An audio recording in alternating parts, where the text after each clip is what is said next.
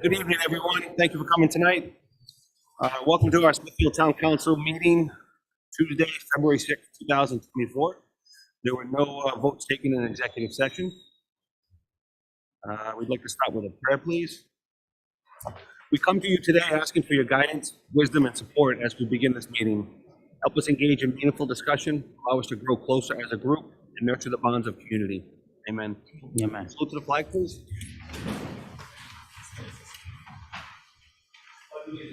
To the flag of the United States of America, and to the republic for which it stands, one nation, under God, indivisible, with liberty and justice for all.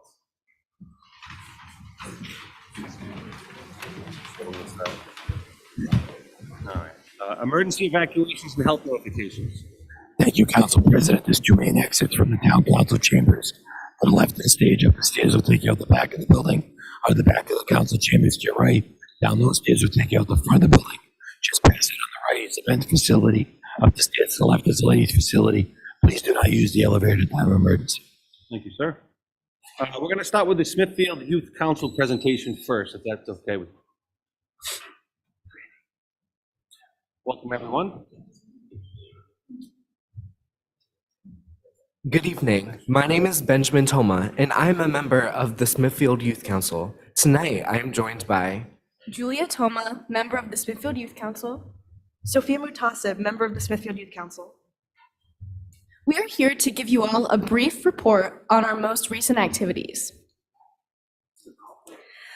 To start off, the Smithfield Youth Council is currently developing a fundraiser called Smithfield Food Tour, run by Veronica Lilly. This is a fundraiser where the Smithfield Youth Council will partner with different local Smithfield restaurants each week for 1 month. Each restaurant will be advertised online by the Smithfield Youth Council for a given week throughout the month, and in return, will choose a day to donate 10 to 15% of their sales to the Smithfield Youth Council.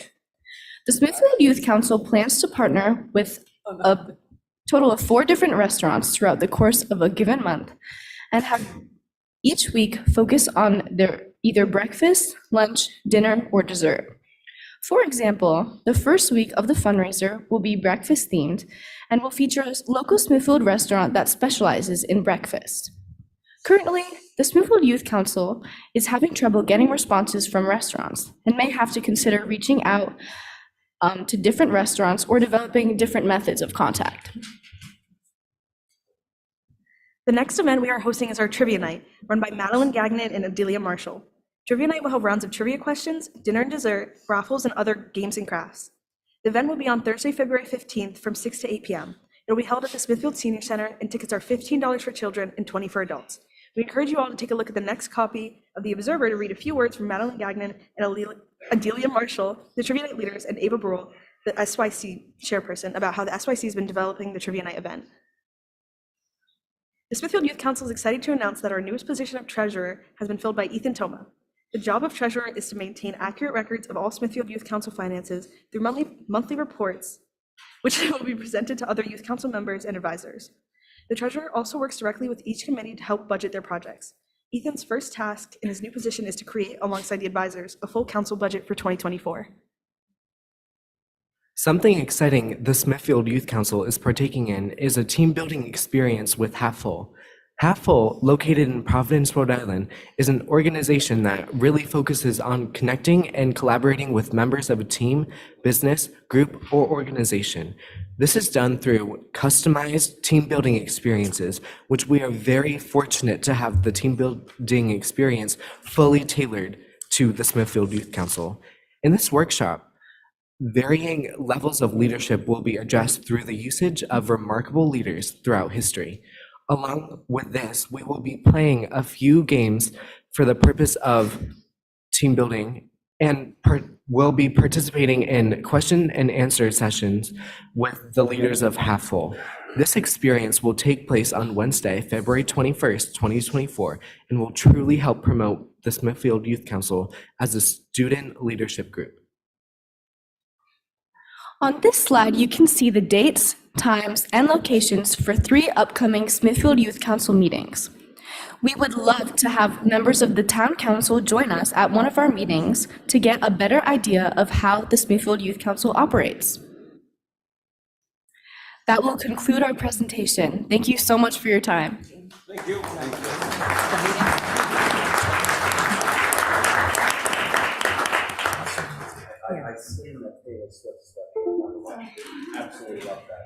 Thank you.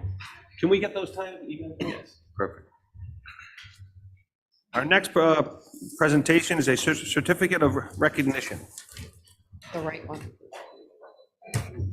Thank you, Mr. President.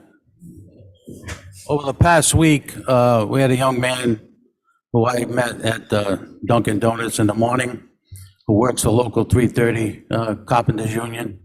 And I asked him if he would be amenable to building some benches for us for the dog park. And in a matter of hours, he texted me. He said, give me a credit card. And I bought the lumber and he built them, and the town of Smithfield workers put them in the dog park this past weekend. So I want to congratulate Josh Aceto. Would you come up?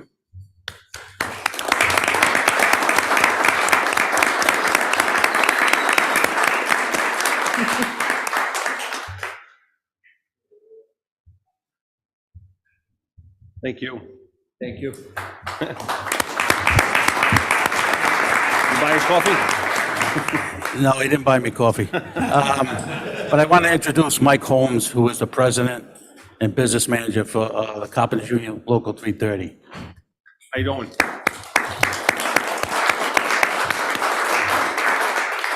Thank you very much. Moving on to minutes. Item A, move that the minutes of the January 23rd, 2024 work session meeting be approved as recorded. So Motion. Second. All those in favor? Aye. Aye.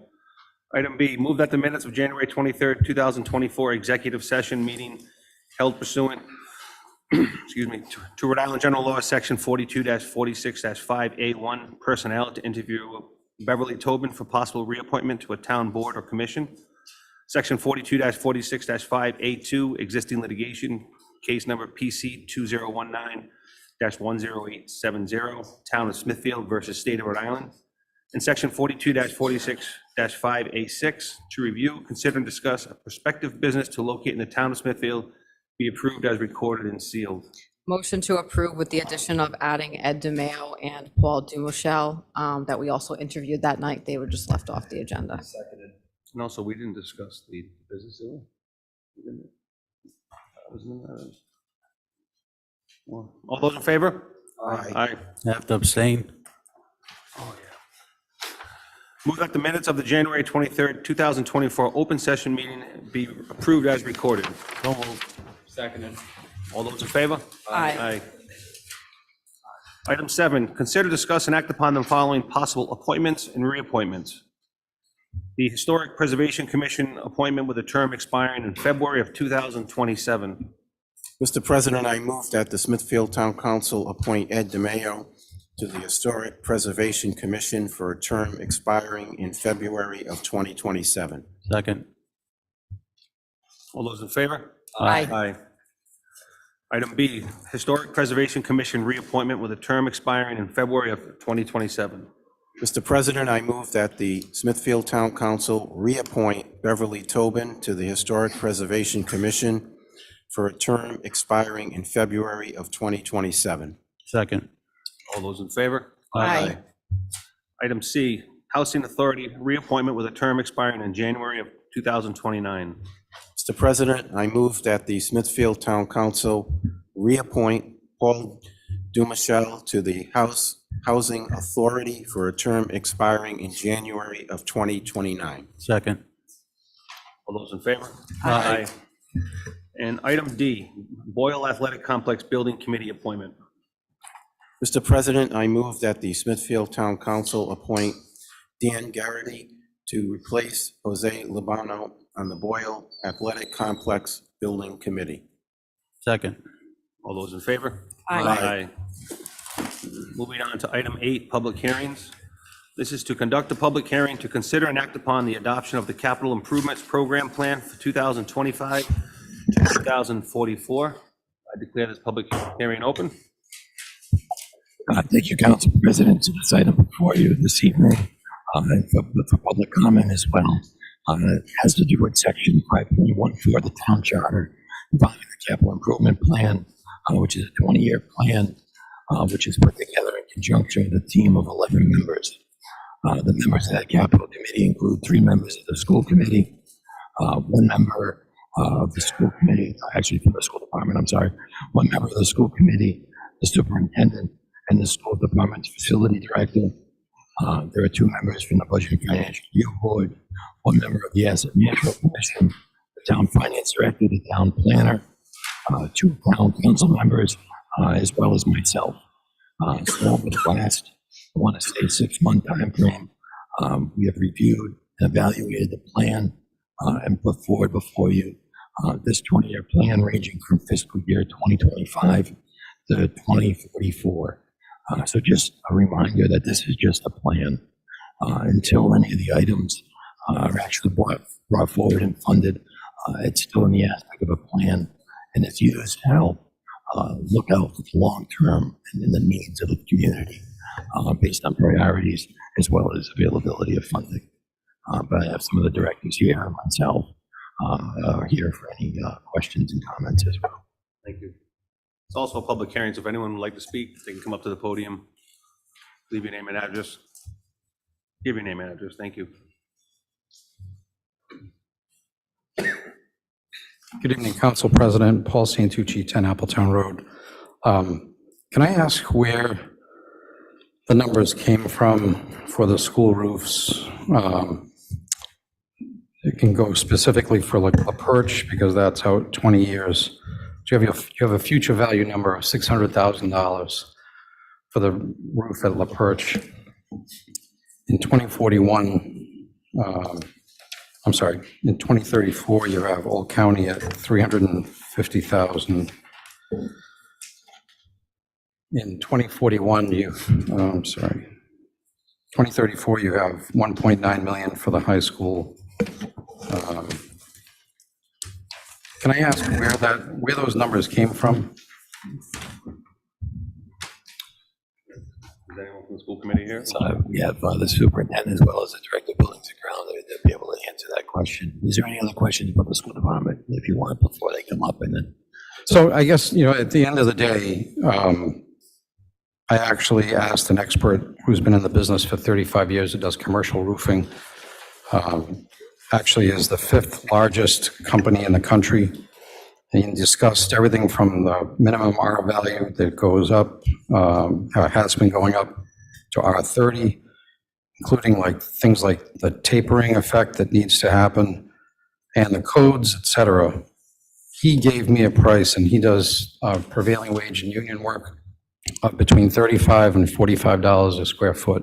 My point in all of this is that these numbers are, I can't imagine that these are accurate. I mean, $600,000 in 20 years for La Perch I don't think it could do it, $600,000 today for La Perch. I mean, I know nothing about roofing, but I do know something about finances, and so we need to be saving a tremendous amount of money on an annual basis if we're going to be able to afford these roofs and not have to go into debt and float a bond.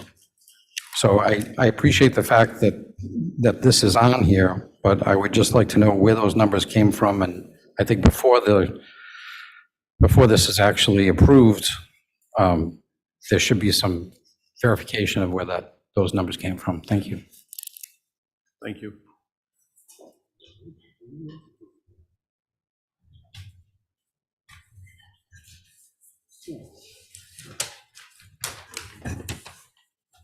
Angelo Mancucci, Smithfield Public School Department. In reference to the question on roofing, those costs were by square footage and prevailing wage, not a standard wage. We used a 5% escalator, and based upon what we talked with architects for what, and this would be from deck up. So worst case scenario on a roof replacement would be deck up. Those are the numbers. And just to be, so that everybody in the room is truly transparent, the numbers that our committee went over, this would still have to go out to bid. So this would just be a budgetary item that we would use as a placeholder. If you feel as though the number is higher, so be it. But we just wanted to make sure that, first and foremost, that it was on the list, that you knew when the warranties were going to expire, and you knew what roofs needed to be replaced and when they needed to be replaced. So a good question, though, I think, Angelo, is that just one piece of the payment for the roof at that point, the 600,000? Because we know it, I think Mr. Santucci mentioned as well. But also, my question is that just a piece of funding for it, and the whole roof is X amount of dollars, or is it just $600,000 for the entire roof? It would be $600,000 for the entire roof. 20 years? No, in 20 years. I can't believe that. No, I can't believe that even for a second. In 20 years, $600,000 for a roof? Absolutely not. I'd anticipate maybe 1.3 mil in 20 years, but no, not 600,000. I can't accept those figures. I'm sorry. That doesn't make any sense to me, plausibly. While I agree too, this is, even if we were to approve this, this is not in any way, like it says, binding. You know, we could change whatever, approve whatever we want down the road, kind of thing. Again, while I might agree, it does sound, he does have a good point. Prices aren't going to go down, they're only going up. So just so it's clear, you're saying it would be more than 600 or? Oh, absolutely. I was very conservative on the $600,000 number. I want to be very clear on that. But first and foremost, I just want to make sure that the committee knows it truly is a placeholder and a benchmark, so that we do know in the future what roofs need to be replaced and when they do have to be replaced. We never know what market conditions would be 5 years from now. So not saying any number would be put there, but we just used an escalator based upon prevailing wage. Is that sort of the same, I don't want to say theory, but I guess theory, used for all the other figures as well? That would be correct. That would all be deck, what we call deck up. Thank you. Any further questions? Yeah, I'm kind of looking at the 5 years, the next 5 years, because looking out 20 years is mind-boggling. Because the 5 years, we walked through these schools on a week ago Monday, and it seems to me that there's a lot of, to put it kindly, deferred maintenance on these buildings. And these buildings have gone for years with virtually nothing done to them. I think the wind can just blow right through the windows and the doors. This is true. I mean, we have money, energy money going out the doors and windows. And the estimate is for 5 years on these buildings, that it's going to cost $25 million. I took off the 35% reimbursement, so I've come up with $16.25 million over the next 5 years, just to keep up the school buildings, or put them where they should be, because we've been engaged in deferred maintenance. That is factual. So we're going to have to, it seems to me, we're going to have to find a heck of a lot more revenue to put into these buildings, because every year that goes by and we don't fund things properly, these things don't get better. They're not like wine. And we're just putting it off. We keep kicking the can down the road. And, these buildings, they really need a a lot of work. They need floors, they need ceiling tiles, and windows and doors are very expensive. And I'm in full agreement, and I think as through our committee, when we had these discussions, we had discussed a capital revolving plan that would influx of money towards this with the reimbursement. Well, that's why we started the capital revolving fund, and we've begun to fund it. But there's going to have to be a much greater commitment. There'll to definitely that be fund, a seed, there'll definitely be a seed in the commitment to future. get it going. I agree. I have some major concerns with this capital improvement plan, not just from the schools department side, but I would be remiss if I voted against this tonight because of the other departments that are so involved in this and how many other plans that we have. It's my hopes that with the school department that we can just continue to have a strong relationship and just work hand and foot and be able to accomplish what we need on behalf of the residents. But getting back to what I said before, I am going to support this adoption of the capital improvement plans, even though I do have some reserves with the school departments and with all the other departments. It looks like that we have a pretty good, solid foundational plan in place. Thank you. I have a question. Angela, does the school department have a strategic plan? Yes, we do. Okay. On maintenance? Yes, Can we get a copy of that? yes, sir. It's on our website too, Dunbar, Superintendent. Yes, you can get your own copy. In fact, you were part of the Strategic Planning Committee last year, council member. So we did spend a year creating that with the community, and facilities is our fifth tenant on there, and updating our school buildings. So certainly, I know that the council members who toured the schools with us a week or so ago saw what you kindly called as deferred maintenance. But you can see we actually went to a neighboring school district where a new building was actually built because they had weighed reconstruction versus a new building. And reconstructing that particular high school was estimated at over $40 million. So just so you understand the amount of money, which I think most of you do, to be able to renovate Smithfield High School and Gallagher Middle School. Going off of that, I do have one question. One of the line items for this is for bathroom renovations. And of course, we want to see the bathrooms redone. Just in terms of clarification for me, if you have a student that goes into one of the bathrooms and rips a urinal off the wall, who replaces that? Who's responsible for paying for that damage? Is it the student's parents? Is it us? It comes out of our general fund, which is our taxpayer money. disappointing. Certainly, yes, we can try to collect damages, but if it is ripped off, which typically doesn't happen, if it's an accident. We don't you have a ever lot heard- of that type of damage to the Have you buildings. ever heard of a term, and I want this in the record, it's a devious lick, where students will go into high school bathrooms, middle schools, destroy them, know that they can't be fined for them, but they video them and then put them all over the internet. Yes, for TikTok. clicks and views. Yeah, okay, so we don't have any plan in place that if some degenerate goes in the bathroom and destroys it, we're not gonna go after them for that fee? Again, we're a public school system, so will we hold people responsible? Absolutely. However, when it comes down to it, it is our responsibility to keep those facilities in shape. Private school is different. Thank you. Paul?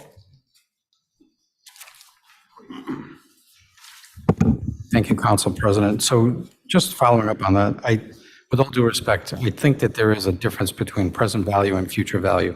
So what I had given you was basically, I backed into the number. So if you're using the $600,000, but present value, and you use $35 a square foot for roofing material, installed using, a union wage, and that's at the low end of what this expert had given me, that gives you about 17,000 square feet. I don't know, maybe, let's just say that is the case for La Perche. Say it's 17,000 square feet, so that's 600,000, but that would be a present value number. So if you just use the rule of 72 and divide, into 20 years, that's about a 3.6% inflation factor. That's going to get you to 1.3, just about $1.3 million in 20 years. So with all due respect, I think that the number may be misinterpreted, that it meant to be a present value number and that it should be at least 1.3 million. But I will tell you this, $1.3 million to try to start to save for that right now, and that's just one school roof in 20 years. You would need 50 grand upfront, $2,500 per month at a 6% rate of return for 20 years, and that would get you to about 1.3 million. So with all due respect, I do think that we need to be looking at the numbers for the roofs, because the last thing we want to be doing is doing bonding for school roofs, because we all know what had happened several years back at Smithfield High. Thank you very much. Thank you. Anyone else like to speak?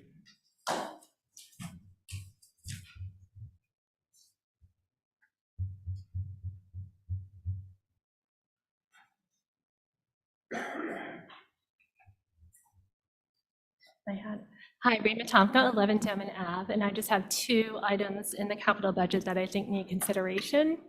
The first one is a line item to replace and expand elementary playgrounds to include adding outdoor learning space, ADA, and special equipment. And it is $450,000 for OCRS, in addition to $200,000 for the basketball court renovation. I built the playground at OCRS 10 years ago. So it's still in very good condition, and I don't understand that line item at all. The playground at Deerfield Park was here when I moved to Smithfield in 2005. The EUL on the playground is way longer than 10 years. And then the other comment I have is sidewalks going from Smith Appleby down to the Stillwater Trail. I think that's probably in there with the vision of school trips or something and getting children from one to the other. But that would be a very specialized audience. I live there. I walk those roads every day. The roads are extremely wide all the way from Smith Appleby to the Stillwater Trail. And it's not really a walking hazard or windy or anything like that. So that's another $300,000 expenditure you might want to reconsider. That's it. Thank you. Thank you.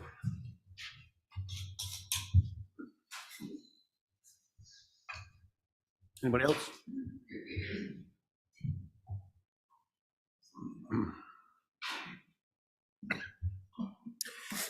Good evening, Tom Hodgkins, 200 Farnham Pike. I note the amount in here for the library. I spoke at some length about the library at the last council meeting, and I think their town should get some answers before allocating money there. The other comment I had was about the ice rink. I understand from the town's audit over the last several years that the ice rink has either run marginally at a profit or at a loss. And from at least my review of the budget, the ice rink's budget does not include allocating anything for capital improvements or maintenance. And if it did allocate money toward capital improvement or maintenance, it would be running at a loss every year. So in this 5-year plan, you've got 800,000, and then in 2030, there's a $3 million line item here for the ice rink. That's the single biggest town-wide capital expense in 2030 in the whole budget. I think we've got to look at the business plan for the ice rink now and figure out what's going on there, because it seems like the taxpayers are subsidizing the operation of the ice rink, which, you know, is fine for people who live here in the schools, but the Smithfield taxpayers shouldn't be subsidizing for people from out of town to come and use the ice rink and pay whatever they're being charged at a cost that's less than what it costs to operate the ice rink. Well, the money for the ice rink doesn't come from the general fund. It's an enterprise fund, and so it's funded by the fees that are charged. Isn't that correct? But that's coming out of this capital budget for the capital So plan, it's, right? it's on the sheets, but if you look, it backs out what's enterprise funds, just like the sewer fund and the water fund are not charged against the general fund. It's just one complete document for all town departments. But if you So- look at the bottom line, all the revenues to do with the actual expenditures in capital for the general fund is general fund. Everything for sewer, water, and ice are all in their own enterprise funds. They are not being funded by tax dollars at all. But if the ice rink is running at or near a loss, they're not producing revenue each year, but also not contributing anything to capital. If it was contributing to capital annually, it'd be running at a bigger loss, right? Correct, and that's why we've been reviewing the fees, but they have built up funds to fund the capital. So every year that those profits are going in, the bottom line, it's all made to be self-sustaining, and those dollars will go back into the capital. So whether or not right now that there's available funds to fund everything, I would definitely agree with you, no. But that's why we need to continually maintain and review the fees. But none of those projects will happen if the money's not there. It's not being supplemented by the town at all. So if the fees are not paying for the capital expenses, then the work won't be done? Correct. Okay. And then the other part you mentioned about maintenance, so there is in their operating budget, there is maintenance funds as well, for regular upkeep, painting, things like that. So Yeah. these items are just the larger items in the capital. Right. Is that annual maintenance and not capital maintenance? Correct. Thank you. No problem. Thank you. I'll declare the public hearing closed. Pleasure of the council.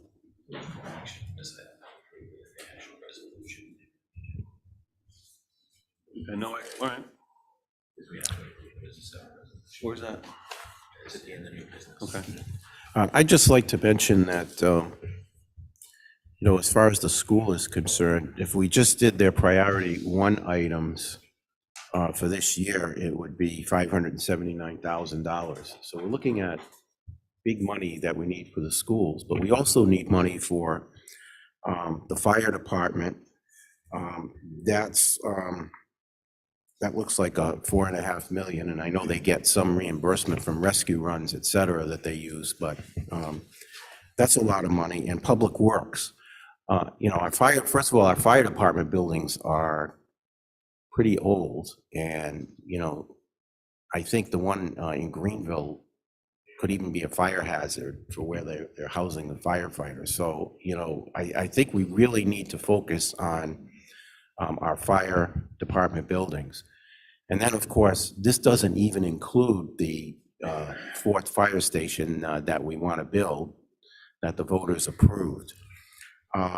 Public Works, that building is a 1950s building, and, if we can't if the trucks don't fit inside, they have to stay outside, and so they deteriorate faster.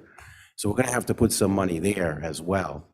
So I think those are the three things that we need to focus on. So we should probably set a list of priorities to see what the priorities are and how we're going to fund them. We can't increase people's taxes to the point where,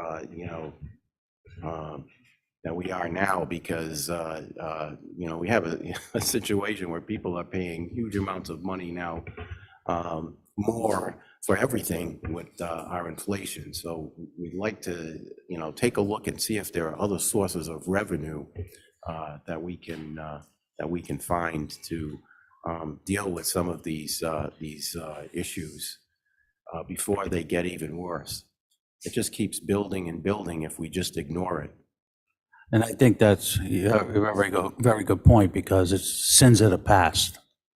They kept kicking the can down the road, Now it's right here on our table here. So I think we do have to do priorities and what we're gonna go, whether it's a strategic plan or set priorities on what we're gonna spend money on. But you're 100% right. It's gotta get done. It has to get done. You cannot keep raising the taxes. Thank you.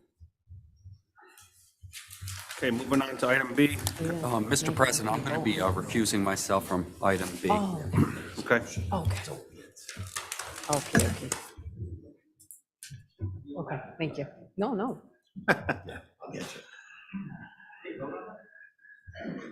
No, it's a resolution, it's new business with the resolution, because it has to be approved by a resolution, so it's on the new business, the actual adoption of it.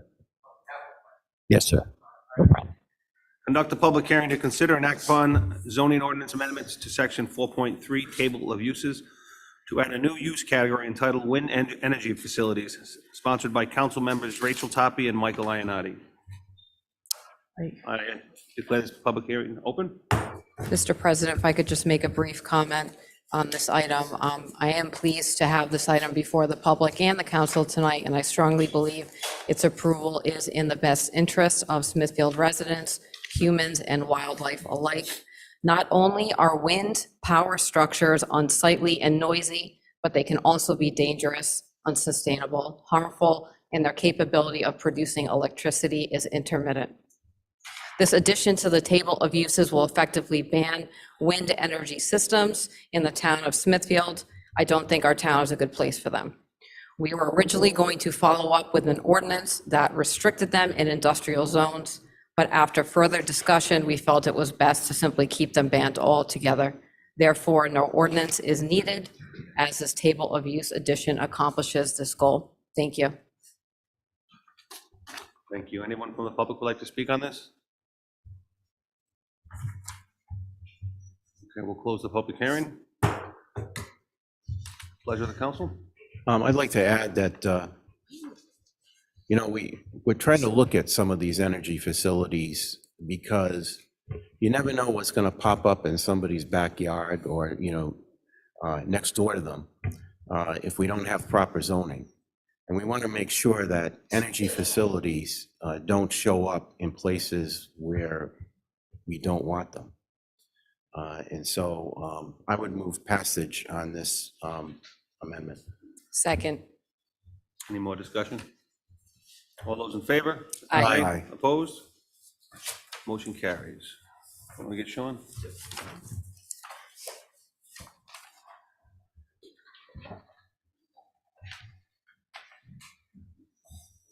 Conduct a public hearing to consider and act upon zoning ordinance amendments to section 5.10, inclusionary zoning, sponsored by council members Rachel Toppy and Michael Ionati. I declare this public hearing open. Anyone want to speak on this? I can do a little explanation.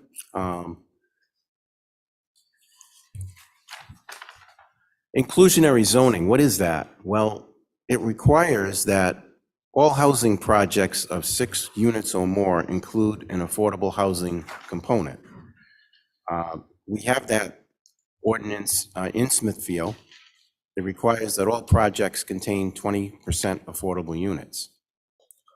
The amendments to the Rhode Island inclusionary zoning statute taking effect January 1st required that the number of affordable units be raised to at least 25%. This amendment would raise it to 40%. Initially, we had 40%. I think that in effect, it's only 33% now, so we'll be changing that to 33% because also in the new state law, we're required to provide to allow 2 additional market rate units for every low and moderate income unit constructed as part of a development. So with 2 for 1, that would mean the maximum that we can require for affordable units is 33%, 1/3. The amendments approved by the planning board will also eliminate the ability of developers to make payments to the town's affordable housing fund or donations of land in lieu of actually building the affordable housing. Right now, a developer, instead of building the affordable housing, can just make a payment to this fund, which then the town has to go out and use the money and try to find land and build it itself, which is kind of crazy because the money that's paid is nothing even close to what would be required to accomplish that. So our town planner has estimated that under our present zoning ordinance, we're not going to reach our goal of 10% deed restricted affordable housing in Smithfield until the year 2060. In the meantime, our town is at the mercy of the comprehensive permit process, which has eviscerated our zoning by providing very large density bonuses to developers. And now the state has increased these density bonuses substantially under the new statutory amendments that took effect on January 1st. What do I mean by density bonuses? In other words, even if you have, for example, 2-acre zoning, a developer can take an acre because he's building 25% affordable housing and put 5 units there. That's an example of eviscerating our zoning, that our zoning doesn't matter anymore. And so that's why we end up with these large developments in areas that we don't want them. And the reason we have to allow this is because we haven't met our 10%. And we're never going to meet our 10% unless we increase the number of affordable units that they have to build.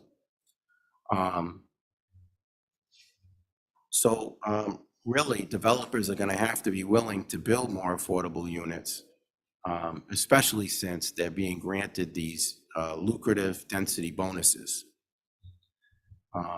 And of course, if we have more housing that's affordable, our children and the children of our current residents will be able to raise families of their own right here in Smithfield. I think a lot of families are wondering, you know, if their children, they grow up here, they go to school here, are they going to be able to afford to live here when they get older? I would like to just add to that, since I am co-sponsoring this. You know, I want to say a few things to hopefully provide residents with some clarity and avoid misunderstandings regarding where I stand on this subject. Do I believe the state's 10% affordable housing mandate and its one-size-fits-all approach is good for our town? No. Do I believe that cities and towns should decide on their own zoning? Yes, of course. Is it the responsibility of the town council to approve or deny developments? No, it is not. That is the planning board's responsibility. As many are aware, the state is mandating each city and town to have 10% of their housing stock be what they consider affordable, you know, low and moderate income. We do not have a choice in the matter. If you want that to change, please reach out to your state representatives. The bottom line is, as elected officials, town officials, we have a responsibility to do what we can to maintain the town's beauty and functionality and to keep it a nice place for people to live, while at the same time satisfying the state of Rhode Island's requirements. This involves being creative and doing what we can to accomplish this with the tools that we are left with. Why do I support this amendment? Because we cannot afford to have the town chasing its tail until the end of time. What do I mean by that? Chasing our tail equals endless developments, increased traffic, worse than it is now, and ultimately, in my opinion, the complete loss of Smithfield's character. I don't think anyone wants that. Another thing I think is good about this amendment is that it takes away the in lieu of fee option. Having the option to pay a fee instead of building LMI housing is another obstacle to the town reaching its mandated 10%, as it only increases the housing stock. Another way to think about it, there will be fewer buildings around town if we increase the LMI percentage requirement by way of this ordinance amendment. There will be less land taken up. We can reach our goal faster, building fewer structures. More structures equals increased traffic and city-like conditions. I don't think people live here for that type of environment. I do not. Let me be crystal clear on this. I am not anti-development. I am anti-irresponsible development and anti-overdevelopment. I work for the people of Smithfield, not any other stakeholders. They come first. There's a lot to this housing stuff when it comes to the state and local regulations. It took me some time to overcome my skepticism on whether this was truly a good idea and in the best interest of residents. Understand the full picture and learn what we as local officials can do about it. I highly encourage anyone who has questions or requires further clarification to please reach out to Vice President Ionati or myself, as we are more than happy to further explain. And I do thank Vice President Ionati for his work and thoughtfulness on this. Thank you.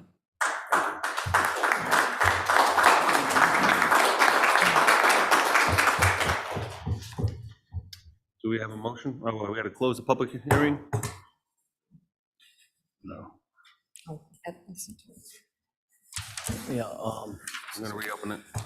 open to public hearing. Yeah. I closed it, but you can go. Oh, MML 75 Whipple Road. I'm gonna tie this in, but I'm gonna start off like this, as some people know. The country, I mean, there are woke bills that are crazy. The country was based on Judeo-Christianity. That's how it was founded. And if you do Freedom Trail up in Massachusetts, you see, I don't want to be heavy with spirituality, but you see this, everything stems from the good book. To make it short, that was very good, Rachel, and to Mike. It says in Malachi, and if you have a sharp lawyer, a good lawyer who can tie this in, like Judicial Watch or something, every man under his own vine. We weren't meant to live with all these structures. I didn't move out of Providence or North Providence to come here and have structures built. I believe in a single family home, and that's what the good book says. Every man under his own vine, and that's what it means. So I wish that if there's some lawyers that are pretty good, could justify this and work with this as the country was founded, the Constitution and such, to oppose the wokes that are making these, just because the state said this bill, it doesn't mean that it's right. It's the wokes that are doing this, and I'm opposed to it. And if I spoke wrongly, I Thank you. apologize. Appreciate it. Public hearing is closed. We have a motion? I move passage of the amendments with the change that where 40% is indicated on the amendment, it be changed to 33% to conform with the state statute. Second. Any more discussion? All those in favor? Aye. Aye. Opposed? Item D, conduct a public hearing to consider, discuss, and act upon approving the renewal of the intoxicating beverage license as listed as applied, subject to compliance with all state regulations, local ordinances, and a certificate of good standing from the Rhode Island Division of Taxation. This is for Frank and John from Italy on the Water and Rocco's Pub and Grub. I declare this public hearing open. Lynn, how we doing on these? We're all set. Public hearing closed. Motion to approve? Second. All those in favor? Aye.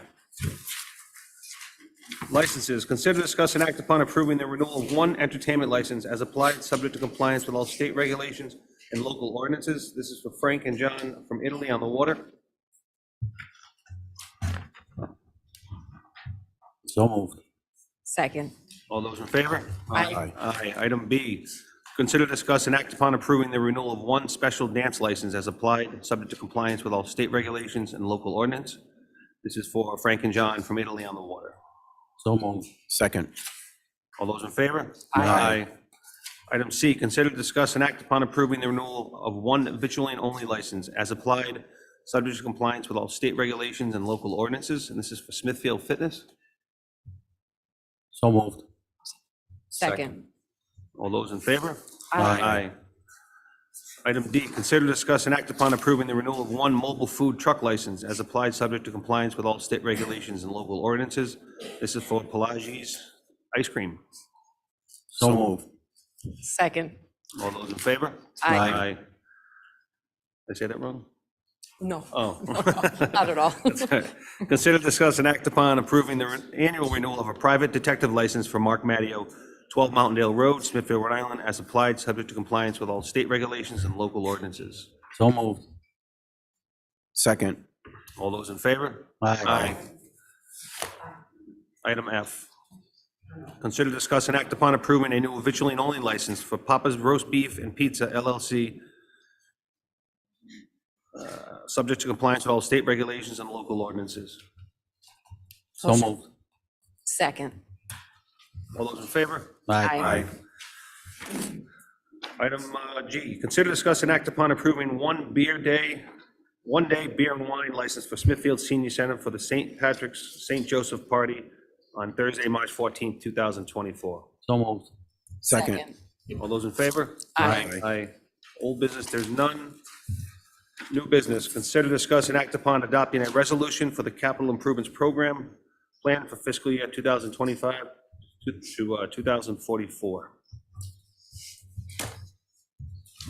This resolution is just to solidify and approve the capital plan that was discussed in the public hearing this evening. Thank Move you. passage. I'll second that, and I will also say thank you to Randy and the members of the town hall that work so diligently on this fiscal year capital improvement plan. You guys continue to impress, so thank you. Thank you. Thank you, Councilman. The one thing I add to is the hard work of the capital committee and the time that they put into it, so I thank them as well. Any more discussion? All those in favor? Aye. Opposed? Item B, consider, discuss, and act upon adopting a resolution to request the town's legislative delegation to introduce an act to amend Chapter 44-3 of the general laws entitled Property Subject to Taxation. Good evening, council members. Chris Celeste, tax assessor of the town of Smithfield. So tonight, we are asking that the council give us a resolution for an amendment to an existing state law. The reason we need this is the state law right now allows the town for a 10-year tax stabilization period. We also have some older public laws on record which allow for a stabilization period of 20 years. And this new amendment aims to just combine these older public laws and these newer general laws so that to just consolidates it into one so that we don't fracture our kind of legal framework. Okay, thank you. Didn't we just change the law? Wasn't the law changed not last July, but in July of 2021 to 10 years by enacting the new statute? I'm talking about the state law. The state law was enacted So I can 21. actually answer that. It was created as a separate vehicle for the town to use. It wasn't said, proposed, and requested in replacement of. It was an additional vehicle besides the one that was created by the public law. So the public law allowed up to 20 years. The general law was requested and added by the town because they were looking to have another vehicle of up to 10 years with the stipulations that we rolled into the ordinance. But wouldn't that supersede the prior laws, the laws that were passed in 1960 and 1975? Wouldn't the 2021 law supersede that? So, I mean, that's some of the things that have been discussed in this way, that this cleanup will clear up that issue. There is that conversation that we've gone back and forth on whether or not, which has legal precedent, but the idea and the intent of what was approved, and as you can see in the language that was in the bill, it wasn't to replace, it was to set alone, a separate general law was requested. In this context, what is the addition, what is industrial? Industrial and commercial and manufacturing are basically all commercial enterprises. It's sort of not residential, like we're not looking to do stabilizations on residential. So because the law had not had industrial in some places, it had just commercial in other places, this is just to clarify that it's all three types of property would qualify for, at least for the council to determine whether they would get an agreement. It doesn't give them one, but it gives the authority to the council to give agreements on any of those types of properties. And the reason you see those words added in is to be consistent with that statute. It kind of wasn't consistent with the definitions. So it could mean any industrial, anything. Is that what Industrials you're like saying? warehouses, manufacturing is sort of separate, but basically any commercial enterprises is the intent. Those are sort of subsets, but they're sometimes used in order to have the ability to give these agreements on various types of properties. We put all three definitions in there just to make sure that everything is covered. Yeah, right, because it wasn't in the state law before. Industrial. Correct. Yeah, right. What is your personal opinion on changing 10 to 20? I think that the more authority that the council has, the better decisions the council can make, and being bound to 10 years or possibly only having a 10 kind of takes a lot of the larger, like the really large, kind of like Amazon Citizen type of things out of the picture, because they're going to need a 20-year in order to make everything work. 10 years are good for smaller things. Sometimes it may only be a 5, but with the 20 in the enabling legislation, then we could do a 10, or we could do a 15, or we could go up to 20. It just gives the authority to go that far if need be. And sometimes you do need a 20 on a tax stabilization in order to get a really big property in. Now, do the other towns that have these, what are the years on that? Do we know? So any city already has 20 years through another statute that's very close. That's 4439 by itself. I'm sorry, which one, Chris? Cities. 4439 allows any city council to Oh, the approve. statute number, okay. Statute number, I Right. apologize. That's yes. okay. Title Right. 44, Chapter 3, Section 9 gives cities the authority to enter into 20-year agreements, but it segregates out towns as needing to go to a ballot in order to get the entire electorate to it. So this kind of is just a Smithfield only, gives us the 20 because we're just a town, so we need it. No, I understand that. I was asking the other towns that have tax stabilization agreements, what do they have as far as years? Oh, towns, I don't know if you know that. Does anyone know that? I mean, I know. We'd have to do some it's kind of a research. mix. You know what I'm trying to say? They're all over the place. All over the Some place. states- Some cities and towns have 10, some have 20, some have 15. Some Okay. have nothing. And said some issue with based on not what they're allowed to do as well. But what we're trying to do is to try to align it and give the council the tools, as well as to open the opportunity for the incentive program through Commerce. The only way that Commerce will consider offsetting any potential revenue loss is for a minimum of a 12-year agreement, which would not allow us to do it with the way it currently stands with 10 years. So why don't we do 12 instead of 10 if Commerce will do a tax stabilization agreement at 12? Because it would give the opportunity for the council to make that determination and not require additional General Assembly approval to amend that, and actually be able to have it marketable to the larger industries potentially looking at the town of Smithfield. Gives us some wiggle room. Yeah. Well, less than 2 years ago, the town council passed an ordinance with a 10-year max. There was a workshop that was held. I spoke at it before that, that town council meeting. I wasn't on the town council. And there was a presentation by the Department of Commerce. So now, we're here less than 2 years later, seeking a change back to 20 from 10. So did the council make a mistake? Or, I mean, what are we saying about our ordinance as it exists now? Could I just answer that real quick, if you don't mind, Councilman? So the presentation by Commerce, and I had the prior conversation with them before their presentation about, what the topic was for the council. And the reason why that they focused on the 10-year was because they were in the same agreement that we had the flexibility with the public law to issue the 20-year. So their point of coming that night was create the new vehicle for the up to 10 years, which is to clean up some of the items that had to do with some other prior agreements in the statute that they were issued under. So this actually was cleaning up things of the past by creating the 10, but it was never made, even in the conversations with Commerce, to supersede the ability for 20 years. It was in addition to, was the intent in any of the conversations that took place. Why now? Why are we doing this now?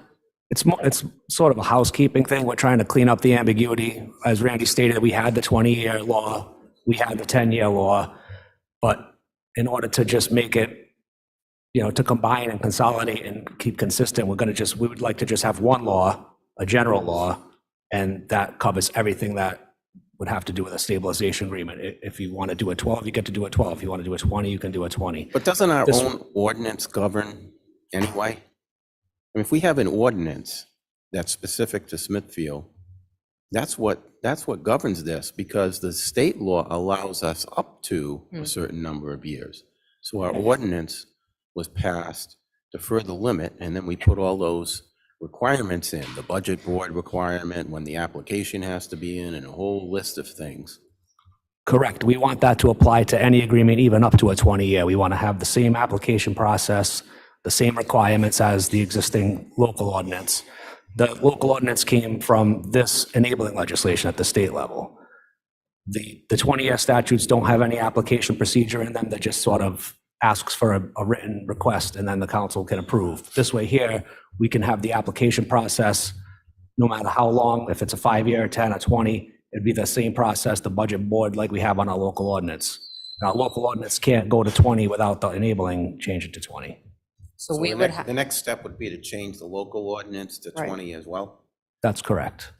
If you go down that road, then you may want to have different levels of investment.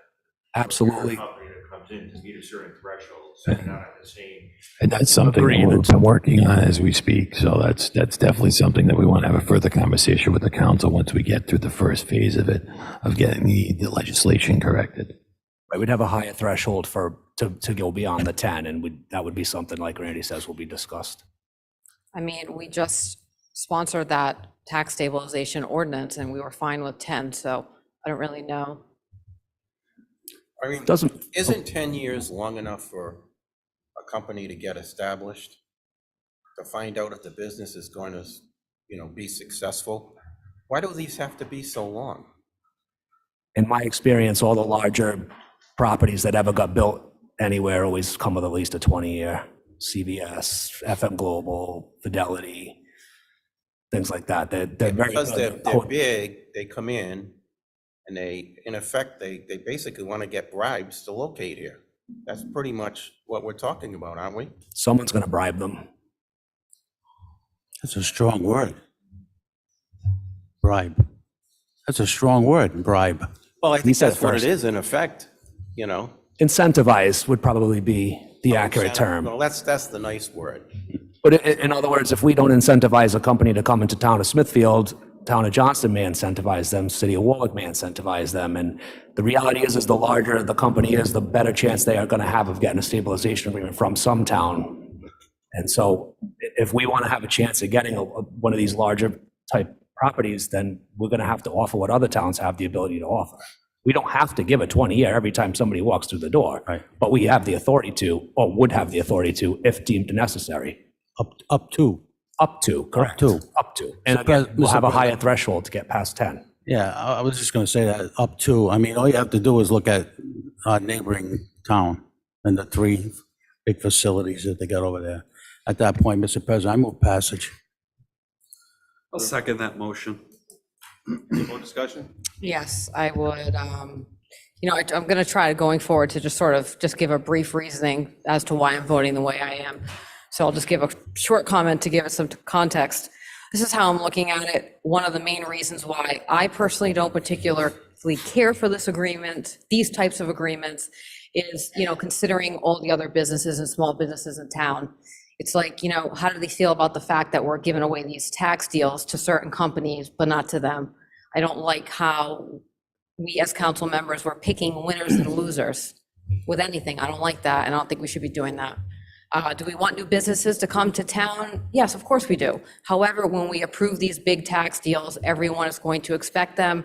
It sets a bad precedent. And it is, I think, especially unfair to all of the loyal small businesses in town. I'm very much pro-business. And small businesses have a special place in my heart, because they're the backbone of this in every town. On the flip side, there is an argument that can be made to say, yes, it could be beneficial to have the flexibility for future consideration. Further, it would not be out of the realm of possibility to say that there could be a good tax stabilization proposal that I may support in the future. In fact, I did vote yes on Bay Crane after spending a lot of time going back and forth. However, I don't think this is something that I want to vote for in the affirmative. This was not a clear-cut, black and white decision for me. took a lot of time weighing the pros and cons of the entire situation. Ultimately, the cons outweighed the pros, and that's what it came down to. I will just end by saying I'm unable to explain further why I'm voting no, and I'll leave it at that. Thank you. Yeah, and I think the best way to have businesses want to locate here is to have competitive property tax and tangible tax rates relative to other towns. And then those can be enjoyed by all of our businesses. And we'd be treating all of our businesses the same. And that's the fair way to do it. Yes, Mr. Hodgins.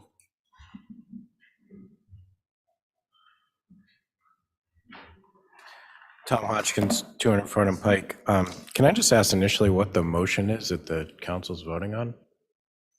It's a resolution to basically send to the state legislature to amend the existing state legislation to increase the time frame within which a tax stabilization agreement would last up to 10 years, up to 20 years. Yes, so what is the proposed act? It's just amending the sections where it says 10 and changing it to 20, as well as adding the industrial and manufacturing. So where does that come, what does the council have in front of it?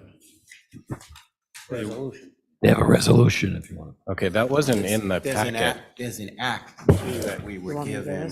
Okay, the act wasn't in With the, a red line on the Oh, old act. that wasn't in the That wasn't public in the packet. packet, no. So no one's had it, well, it's hard to review that now. I mean, I don't think everyone wants to No, sit here you're while right. I try to review this, but I think maybe this should be tabled since this wasn't even in the public packet.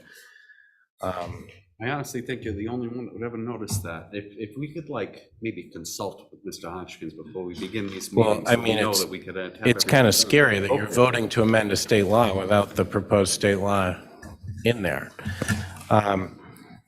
This ordinance, I think, has had some of the most tortured history of any ordinance over the past couple of years here. I think the council has had, I can't count how many workshops and meetings I've spoken at and others have spoken at. Despite all that, I don't think there's been a tax stabilization agreement that's been enacted under this ordinance.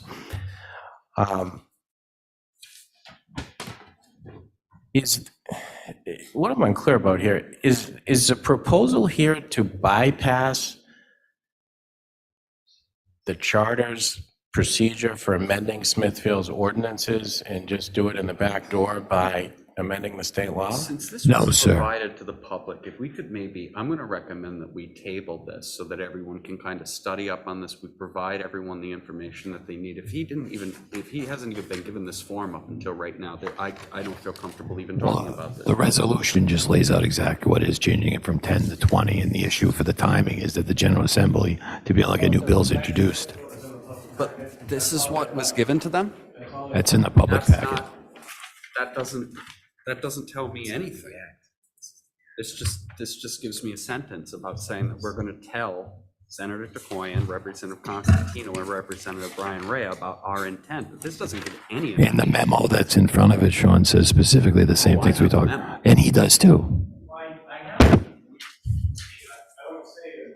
So that it's clear. What it says is clarify the definition of qualifying properties. There's nothing in there of what the proposed change is. You can look at that, you look at my notes. And it says further down about changing from 10 to 20 years. It does, but it doesn't say what the definition of changing the qualifying properties is in there. I have some other questions. So is the proposal then to later come back and amend the town ordinance? You would have to have a public hearing, obviously, to amend the town ordinance. Well, and that's what I'm getting at. We seem to be kind of bypassing the notice requirements for amending the ordinance by just doing this by state law. And I didn't know if the proposal was to just change the state law and take the position that that supersedes the. No, the That is Tom, not the if we- intent If whatsoever. we change the state law, that creates a new ceiling of 20 years. But our ordinance of 10 years still rules Still exists. until we change it to 20. Okay. I mean, it seems like it might make more sense to go through the process with the ordinance first, and then if there's an appetite for that, to go and do it with the state law.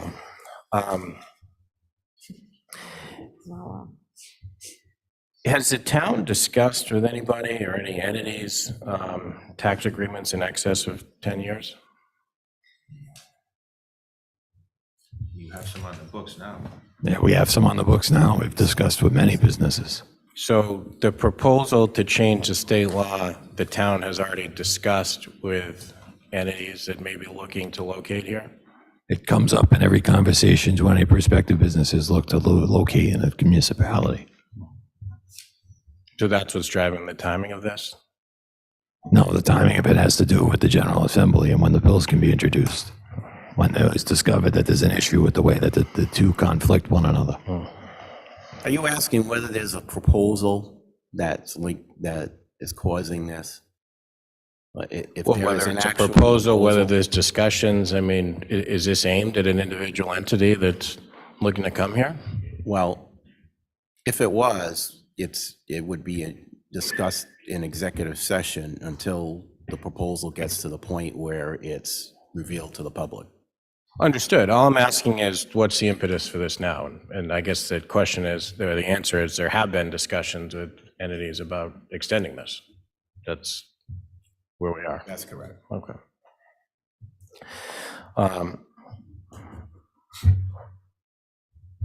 I think it was discussed a moment ago, but I think there are more towns that have a 10-year limit on these than 20 years. I think there's only a handful of the towns that have a 20-year limit on these. I think the 20 years, I think it's speculative. I think you're tying the hands of another council for 20 years. And whether that's a deal that's going to work out for the taxpayers or not, I think is hard to say. I think any of these require a certain amount of guesswork in trying to figure out what the proposed taxes may be in 20 years, what the town's needs may be in 20 years. I think you're trying to also guess things like inflation and interest rates and so forth. I don't think that's in the interest of the taxpayers. I think that 10 years is fine. I think it's ironic on a night that you just had a capital plan in front of you where you're trying to identify revenue that would be, entertaining 20-year tax deals, that billion-dollar companies are asking for tax deals from the taxpayers of Smithfield to come here.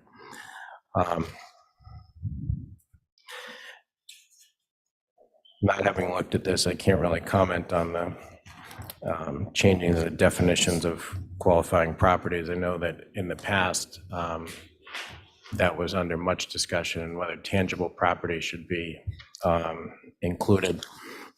I think that's, still a question that's left unanswered, but I just think these type of agreements where they're only for companies, right now in excess of $2 million, leaving aside the value that small and medium-sized businesses bring to Smithfield as well. I just don't think 20 years is in the taxpayers' interest to do that. Thank you. Just, Tom, 1 second. We have 6 agreements right now. Right, but none under the new ordinance. No, let me finish. Sorry to interrupt you. We have 6 agreements. Rubius, 20 years, which now they're out of business. United Rental, 10 What's that? years. United Rental, Yep. 10 years. DeJonga Trucking, 5 years. Smithfield Office Center, 20 years. Foster Grant, 25 years. All done with no procedures, just a vote. They predated the ordinance. Right, none under the new ordinance, right? Since 2021. Right. That we've now amended a couple times since it was initially put in, correct? Okay, thank you. Thank you. And this memo does, I'd sorry, also like to Councilman. just say, I am satisfied with what that memo actually kind of presents to the residents. I think that we could have maybe provided more of the language, but that does give a good synopsis to kind of get everyone where they need to be for tonight. And as you can see with the one that's after this, there was an accident by the people that were putting the package together. It was drafted, it was provided in what should have been in the packet, and it was unintentionally missed by the people putting the packet together. So as you can see with the later one that we have, looking for a General Assembly amendment on the animals, the dogs, it has the act that's in there with the amendment in it. So it was by no means left out for any purpose that we didn't want somebody to have it. We have a date that this would be going in front of the state legislature. I mean, we'll send it tomorrow. It's depending on the time of them drafting the final version of the act and so forth to go forward. The other one was set for March. I think Rachel's asking too. I mean, if it goes down to the General Assembly, there'll have to be a public hearing on that bill. Oh, of course. Yeah. Of course. June. And it does say, the memo says better defining the types of qualifying properties. I mean, it really doesn't, it just adds industrial, that doesn't define anything. But under the statute, there's the definitions that lay it out in other sections. That's what he would say. You mean outside of what we have in front of us? Correct. In the general laws of taxation, under the whole chapter of 44, there's a classification about taxation. Those are the requirements of the assessments. So, but it says for the purpose of this item tonight, better defining, so, but we don't have it in front of us and it has nothing to do with this resolution, so I don't understand that. Adding the classification of industrial. That You're saying it's already in there? the The state reason, law? Correct. I'm sorry, Chris, go ahead. the reason I said that it better defines it because that enabling legislation defines those three terms. Previously, it didn't say manufacturing, industrial, it just said commercial. So now it says all three types and defines, and there's a definition section of that enabling legislation. So that's what I mean by better define it. It's So- defined in that legislation that we're looking to amend. Okay, I see what you're saying, but where it actually defines it, it would be helpful to have that too. I don't see where it defines it, unless I'm missing it. Am I missing where it just I defines gave my what it copy is? away, but there's a couple of little subsections in there where it said what the definition of commercial industrial manufacturing property is, I believe. I don't think I have that, so,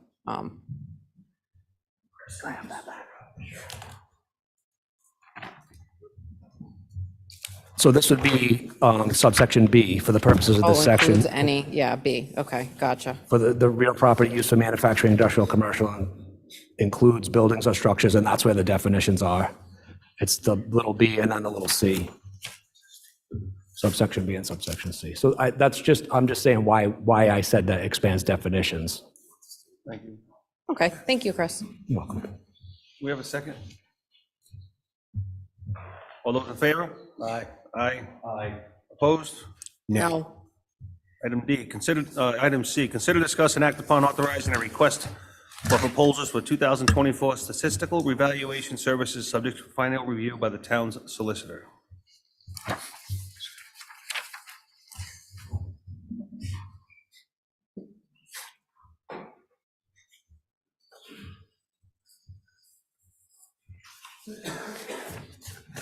It's just the RFP for the upcoming revaluation. So it's a state mandated revaluation. This one's not considered a full, it's just, it's called an update and much less invasive. In fact, I wrote the RFP in such a way that the staff of the appraisal company will be doing very minimal in-town work. I'm going to do a lot of the work with my staff based on removing the motor vehicle taxation and the reduction in the tangible taxation. I have more resources and I'm going to do the permit review and a lot more of the visiting of the properties within the town with town staff, and the reval company will be doing almost none. They're going to do their sales review on a desktop and just not be knocking on doors and things of that nature this time. Great. Well, this is a statistical evaluation. so Correct. You're not going to have to go to people's homes or anything like that, right? Well, technically on a statistical, what usually happens is on a sale or a permit, the reval company will go in, they'll knock on the door and try to go in there and look around or ask questions. The way I've wrote this is that the permits will be done by, again, my in-house staff. We normally do them anyway, so we're going to continue. And all the sales, they're going to review with MLS, looking online at the pictures, because, in this post-COVID era, people don't let people in the house anymore, and it's invasive anyway. So there's plenty of pictures online to vet a sale, to see if it's a valid sale and to see if that value of that sale is a market value. So therefore, that's the way it was written, that they'll do it that way. On the full revaluations, technically, they're supposed to knock on every single door and try to get into every single property. That's 6 years from now. We're going to figure that out at that point. But for this one, it's going to be very, very non-invasive. We like that. Thank you. I think everybody will really. So moved. Second. All those in favor? Aye. Thank you. Item D, consider, discuss, and act upon adopting a resolution to request the town's legislative delegation to introduce and act to amend Chapter 4-13 of the general laws entitled Dogs. Thank you, Council President. So this item is to ask the General Assembly to amend the law pertaining to the fees that are charged by our animal control. This would allow it to be tied directly to the ordinance that we have on the books, instead of requiring any change of $1 or so forth to a fee to have to go back to the General Assembly for approval. So it's removing the actual dollar amounts and puts it back into the authority of the town council. Thank you. Move passage. Any discussion? All those in favor? Aye. Item E, consider, discuss, and act upon adopting a resolution in support of the Rhode Island League of Cities and Towns 2024 legislative priorities. Thank you, Council President. So this item has been before the council on numerous occasions. It's really just putting forward the, requesting that the legislature really focus on the cities and towns and the priorities of helping to fund both the local level as well as at the education level, as well as finding ways to minimize any unfunded mandates, and really just asking for full support of cities and towns when they're passing the budget and any legislation that's during the session. So moved. Seconded. Any discussion? All those in favor? Aye. Aye. Item F, consider, discuss, and act upon authorizing a request for proposals for townwide on-call plumbing services. So this is just an RFP to go out for the townwide plumbing services. It's similar to what the council has done in the past for electrical services. This allows both the town and the school department to get the best fee for any of these services on the need of replacing a toilet or a leak or something to that extent. So it gives us an opportunity to lock them into that rate and also get priority in the case of an emergency. So moved. Second. I had a, Yep. sorry, Mr. President, I had a question. So this is for the town and school buildings? Correct. So how does that split up in the budget? It's that Did they you say would that? pay, well, no, I didn't say, but that we would pay for any of the services That would that be we would do, yours. correct. It's just really just to have the pricing Oh, sure. set in place. Is this really the only situation where we share a service with the school? I mean, we try to maximize, so we do that with the electrical, we do that with this, certain purchases, we try to maximize it as much as possible, the partnership. That's good, thank you. All those in favor? I mean, Aye. we have a second. Yeah. All those in favor? Aye. Sorry about that. Item H, consider, discuss, and act upon authorizing the American. No, you skipped one. G. Sorry, consider, discuss, and act upon approving the pension funding policy for the police and fire pension funds. Thank you, Council President. So this item before you, we've been working very closely with the Auditor General's office to help put together a funding policy for both the police and fire pension funds, if I could talk. I know it's raspy as it is, but at least if I can get the words out, help. But this is based on the best practices of the GFOA, as well as the actuarial boards. This gives the opportunity to really protect the health of both our police and fire pension funds, and sets the blueprint for funding them at the necessary levels so that they exist into their entirety until extinction. Thank you. Move passage. Second. Discussion? Discussion. I can't tell you how happy I am to see a plan to fund these police and fire pensions. These are the pensions, people that don't know, they're the legacy pensions that we still have, because now all new employees are put into the municipal MERS, which is the state runs that fund. Correct, sir. So this is a plan to bring our pension plans up to being fully funded, because they're only partially funded at this point. And so it's all been planned out by putting so much money into the plans. It'll bring them up to full funding by, specific dates that are in this plan. Thank you, sir. And just a little, one other piece of that, so the police plan is actually considered a closed and frozen plan, so that means that only retirees are in that plan. There's no new participants that are eligible, and the fire plan is just closed, so no new members can become members of the pension plan, but there are still active employees that contribute and would be retiring under that plan. But it's a limited pool, as you stated, that they've all transitioned over to the state plan. So the police pension trust is estimated to achieve 100% funding by June 30th, 2031. And the fire pension trust is going to achieve an 80% by June 30th, 2034.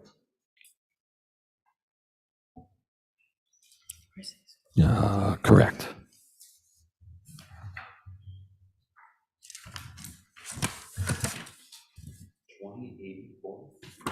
No. 34. 10 years.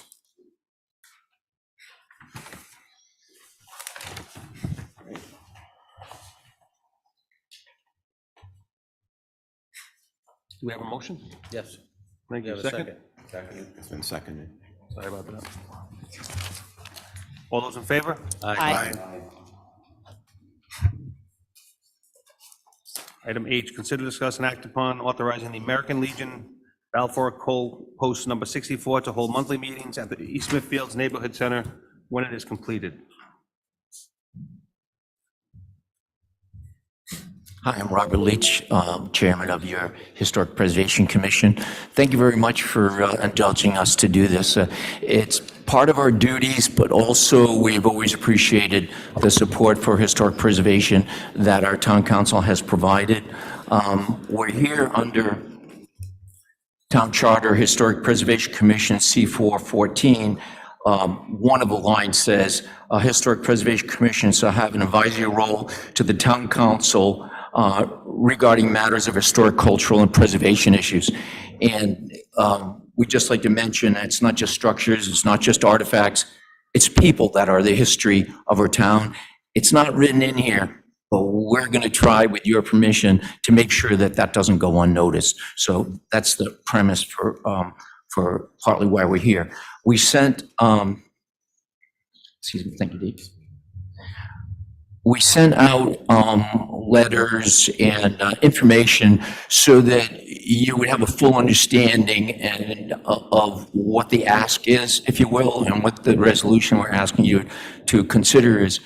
Part of it is we're in the middle of designing, funding the East Smithfield Neighborhood Center. So with allies like Michael from Phillips from Planning, Bob Kane, our town manager, and many of you sitting up on the dais, we wanted to make sure as we design this, we include those people that would most likely benefit from us and that we would benefit from. So with that, we have already considered it and set aside interior square footage, places for youth council, boys and girls club, et cetera, et cetera.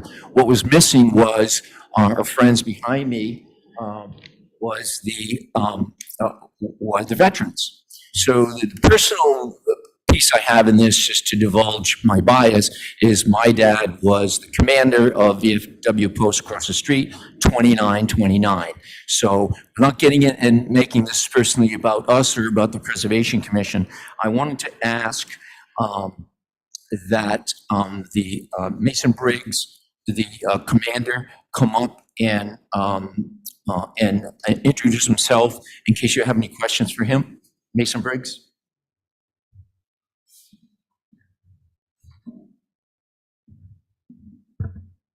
Good evening, Councilman. Name here is Mason Briggs, Commander, Balfour 64. The only thing I got to say is, in the past, basically in January of 1938, Balfour 64 was introduced here in Smithfield. American Legion supports four peers: Veterans Affairs and Relationships, National Security, American and Children's Youth, the Posted States of the Nation's Legion programs. If I sound like I'm a little nervous, I am, unfortunately. But anyway, that's basically our issues that we've got set up, and we're looking for a place to have our meetings.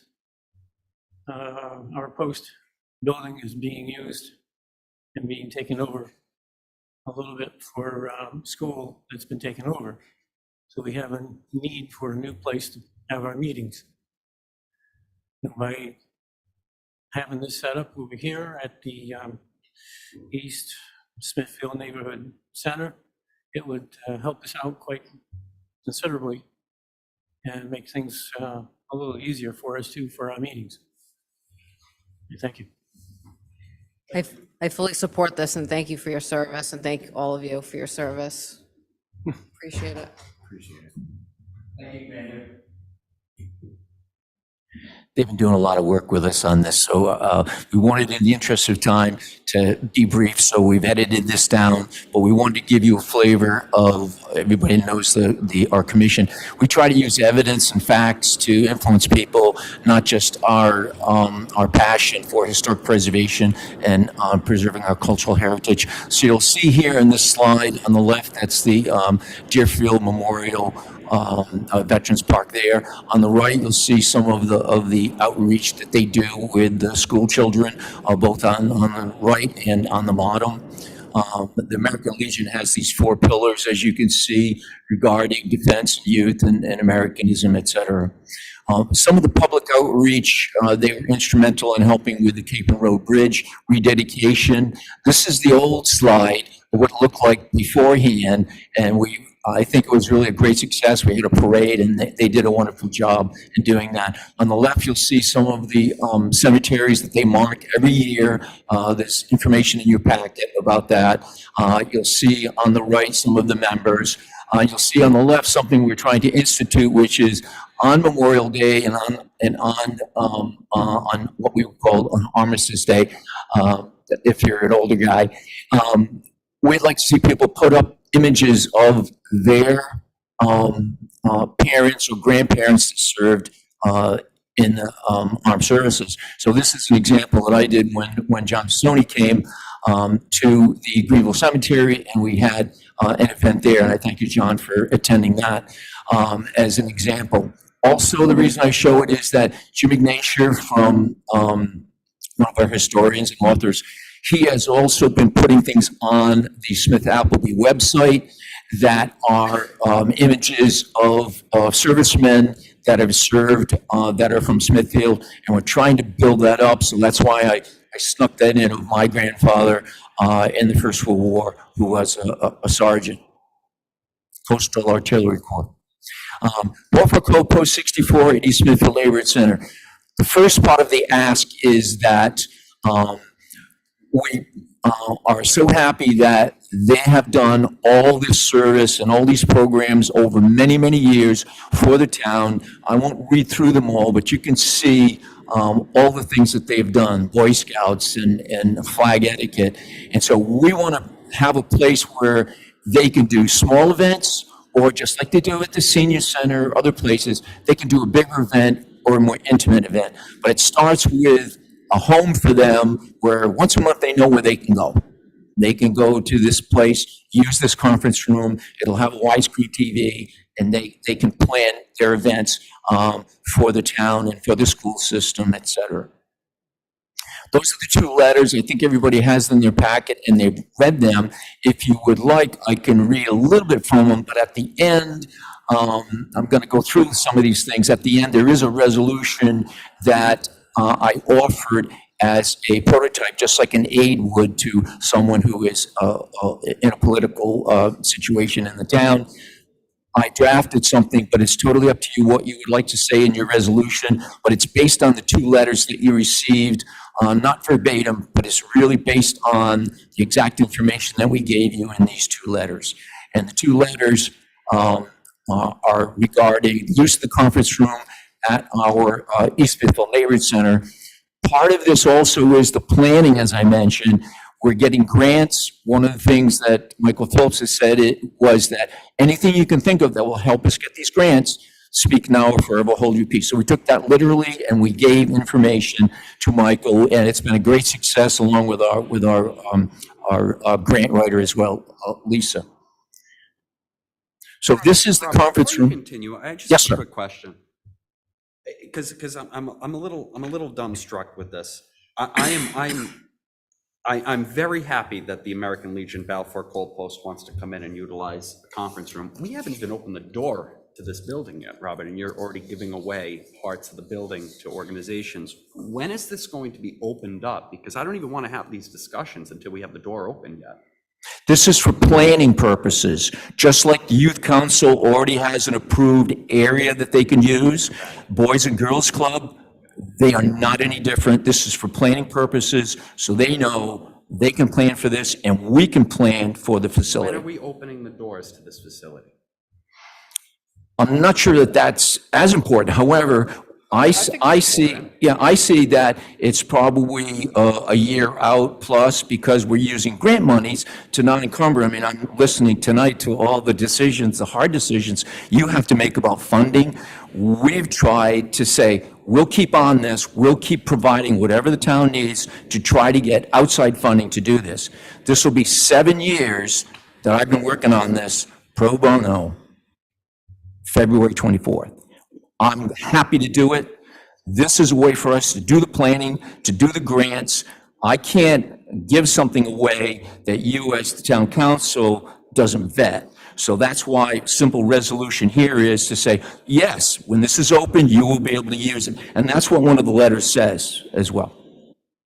Is that a good answer, Sean? It's a satisfactory answer. I'm just still, I'm still kind of challenged as to the fact where if you're talking about how it's up to this council's purview to decide what is the future of this building, I don't think any one of these council members reached out to Balfour Cole, so you must have.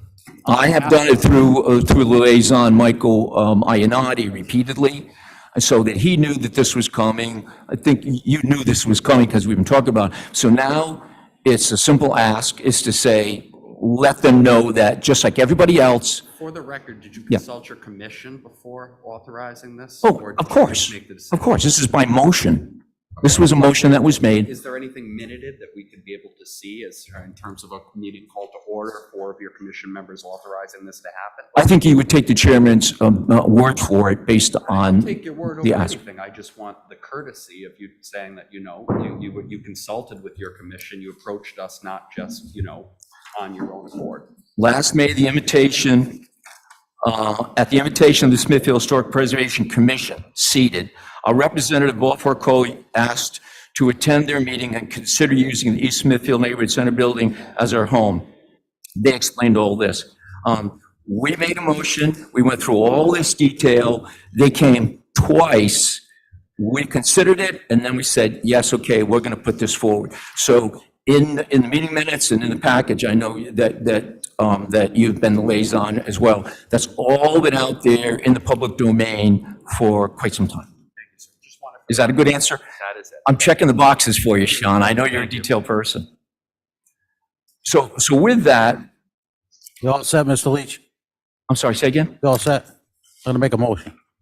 No, I want to go through the presentation so you see the evidence of what we're doing. So this is the site. This is the part of the building. Way right there. past my bedtime right now. I'm not going to give short shrift to these guys over here behind me. So let me indulge us this little bit of respect for them to be able to do this. So these are some of the things that we mentioned in phase 2 of this and piece 2 of this, which is the ask is to dedicate the conference room to private first class William Domain. And then you see in the package that you've read through, It's absolutely exemplary what he did in World War I. He was the first supervisor of the Esmond Welfare Club, Eastman Land Center, introduced youth recreation, all these things that we take for granted, introduced silent film theater, oversaw the Esmond Library, co-founder of Balfour Cole Post 64, and first post commander, served as a town tax collector, 39, 40, 54, served as Providence County Deputy Sheriff to Smithfield. He originated the Smithfield Water District, and he owned, just for personal interest, the historic Ephraim Sweet House. This is the person who came here as an alien on the 1910 census of 1907. In the naturalization papers on the left of his father, they were both working at the mill. He, at a very tender age, as you can see on the right. This is the street, this is the building on the right, that is the chapel behind there, that as it was moved. That's the neighborhood center with that belfry on it. I don't know how many people have even seen this history of how important this building is. 1851, Philip Allen, Union Church, they move it 100 feet, it becomes Esmond Hall. It's the center of the universe for the people of the mill. Those are some of the people in the mill over there at 1907. On the building on the right, by the way, number 5 Esmond, when you look at the naturalization papers, guess where the Domain family lives? In the building that we just acquired on the right, 1813. They live in that building, and then the second floor, on the second and third floor, and on the first floor, it's the Health League and other things.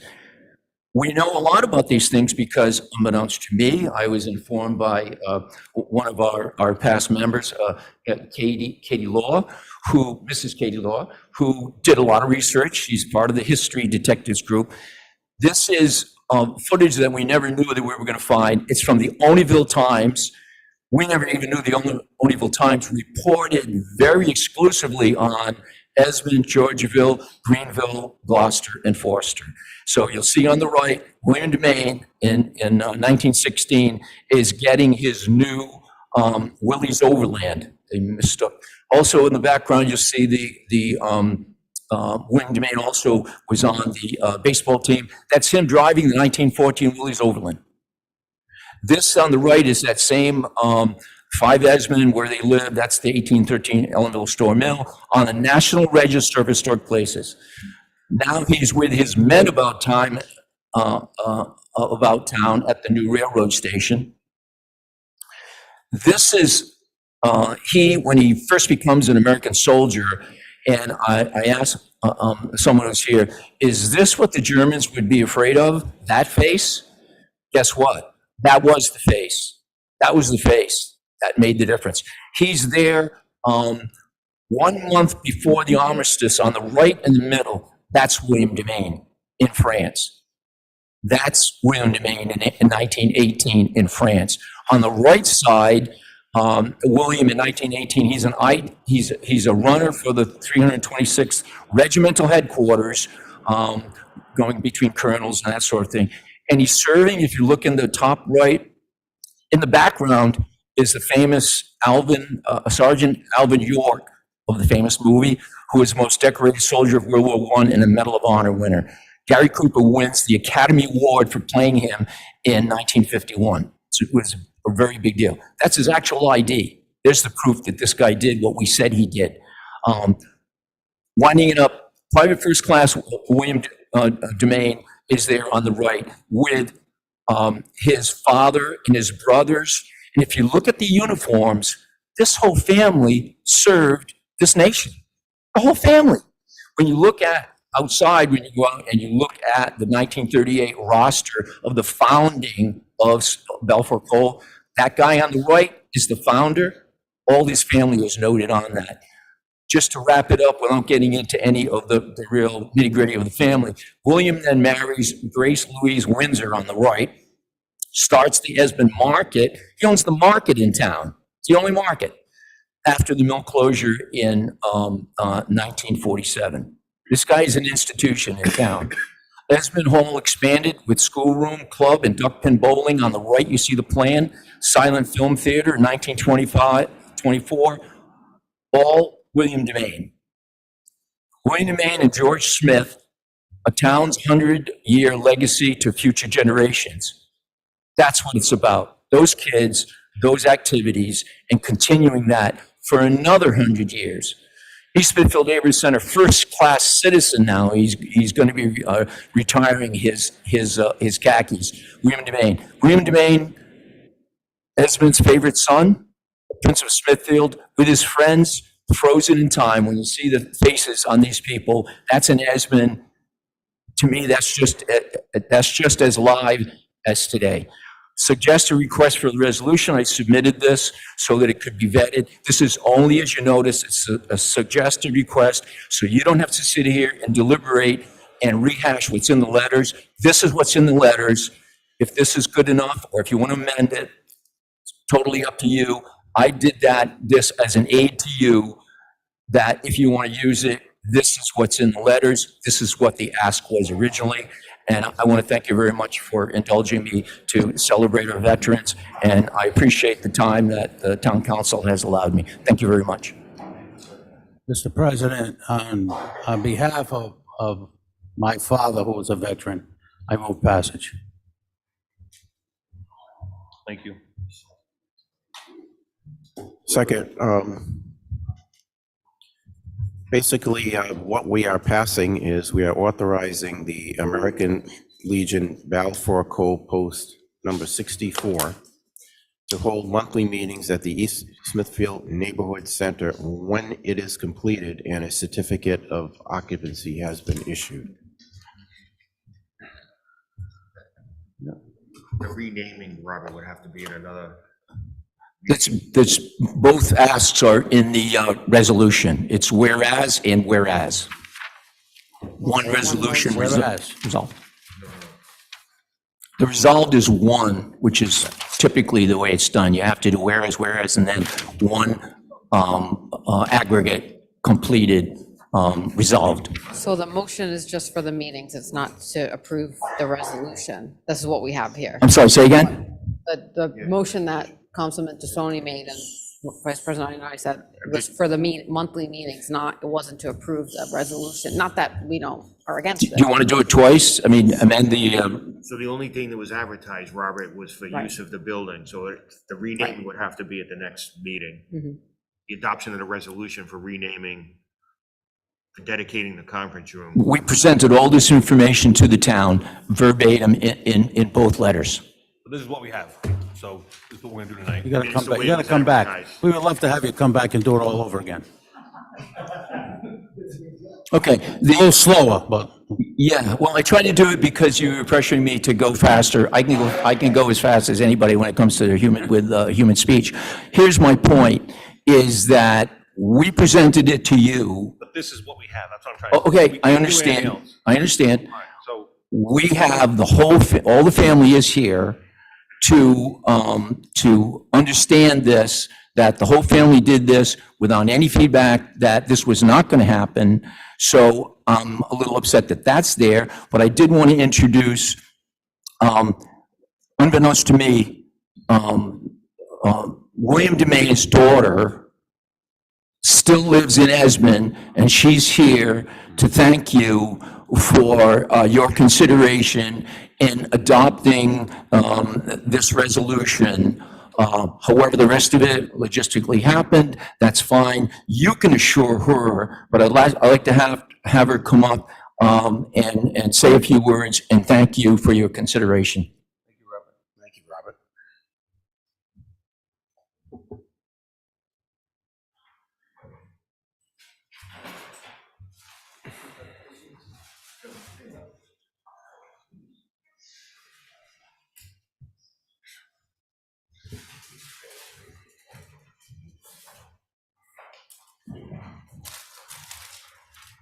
And Randy, I mentioned to you, representing the town, if you would come forward. hello. This is very unexpected. Thank you very much. Oh, thank you. Oh, Thank you. Definitely put it in these. Yeah, I will. Wow. This is, I didn't expect this.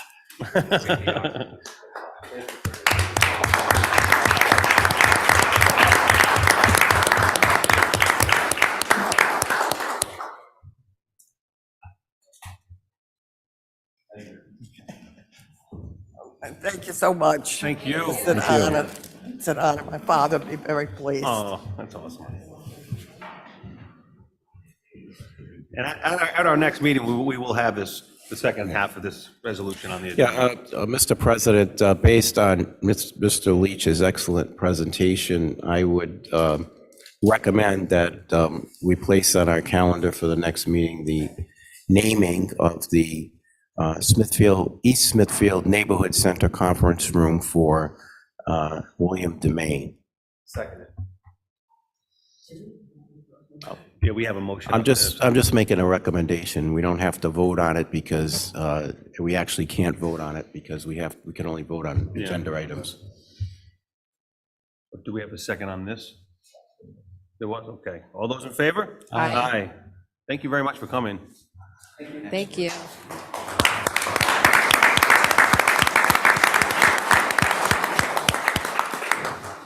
Item I, consider, discuss, and act upon authorizing change order number 3 for Phase 1B and change order number 6 for Phase 1A to J.G. Edwards Construction for renovation work at the East Smithfield Neighborhood Center in the amount not to exceed $24,052.00.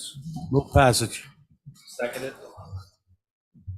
Any discussion on that? I have a question. There's ongoing work on this. Is this all grant money that we're using now? Because I know Yes. that there is an outstanding grant proposal.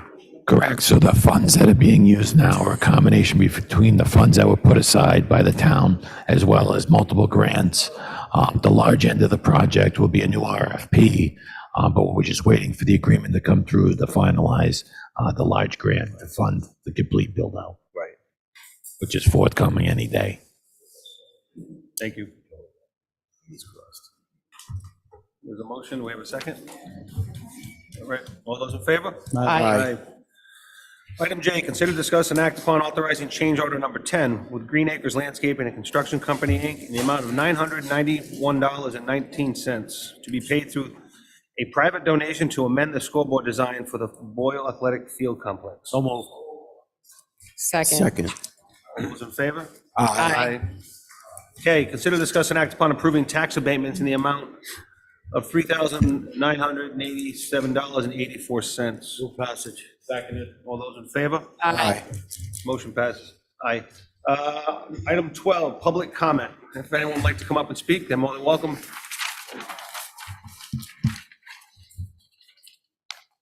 Motion to adjourn. All those in favor? Aye.